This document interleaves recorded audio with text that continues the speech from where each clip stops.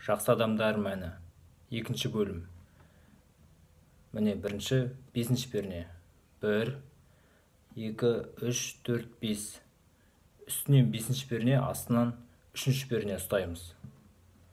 5 қағыс. Тағы бір қағыс төмен. Сосын 5 пен 5. Қайттан 5 пен 3. Сосын жоғары төмен, екінші перне. Қосылған кезде бұлай болды.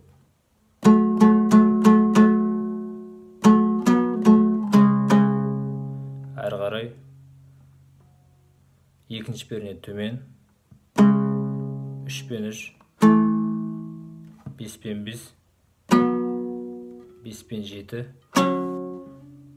Мына жерде астынан 8-ші перне. Сосын 5 пен 5. Бір қағыс, сосын 5 пен 3. Жоғары төмен. Сосын астынан 2-ші перне. Төмен жоғары. Қосылған кезде бұлай болады.